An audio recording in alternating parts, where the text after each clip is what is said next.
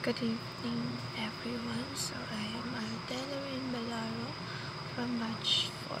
So, yung topic po ni Pastor Russell today is all about the communion. So, syempre, when you say communion, gaya nga ng sabi ni Pastor Russell, is yung thinking ng tao lang ay parang isang, usual lang na juice or like something here na, tinapay, biscuit, or anything na considered as bread, diba? Kasi each church or simbahan is parang iba yung way nila na magbibigay nga ng bread. May iba ni biscuit, may iba na ostya, and may iba naman ay talagang bread. So, depende. So, kaya nga sabihin is, ang church daw po is church ordinance, or ang bagay na yun ay galing talaga sa church, or nag-uutos talaga ng Panginoon. Sabi ni Pastor Russell, dalawa daw siya. So, the first one is the baptism, and the second one is the communion. So, bakit nga ba mahalaga ang communion?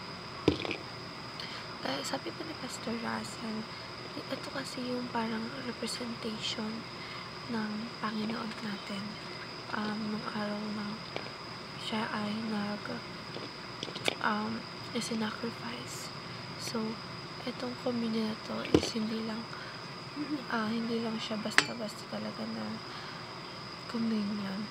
So, this is the representation of God, na kung saan kailangan natin siyang galangin, respetuhin, at nang sa ganun, mapapakit natin sa kanya yung love at talagang respeto na binibigay natin sa Panginoong Diyos natin. So, itong bagay na to is kinoconsider as sacred or mahalagang bagay na ino-offer sa Panginoon, kasi ito yung way para makapag-cleansing tayo ng mga sins natin, kasi in that way makakausap tayo ng Panginoon, makakahingi tayo ng tawad, at of course magkakaroon tayo lalo ng deep knowledge when it comes to God information. Alam mo sa mga ganito, kasi most of the people are actually thinking that communion is just something na parang kakain ka nga lang, gano'n. So, parang walang kahalagahan na nakikita talaga. Tatanggapin lang natin, inumin lang natin.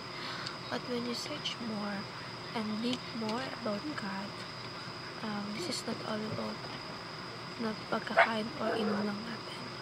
This is the sacrifice of our dear God for us, na nagpakahirap siya, pinako siya sa krus para sa atin at tubusin tayo. So, we should always be grateful, we should always be thankful, dahil ang Panginoon natin hindi tayo pinabayaan hanggang sa dulo. So, ang tanging maibabalik natin sa Kanya ay yung paggawa ng kabutihan, pagsunod sa Kanyang mga salita, at pagbabasa ng Kanyang mga salita, of course. We should always obey God. Hindi lang dahil dito siya nakikita physically, but emotionally, spiritually, talagang pinifeel in niya lahat yung love na kaya nang ibigay sa atin. So, we should give back everything na deserve ng Panginoon. That's all po. Thank you.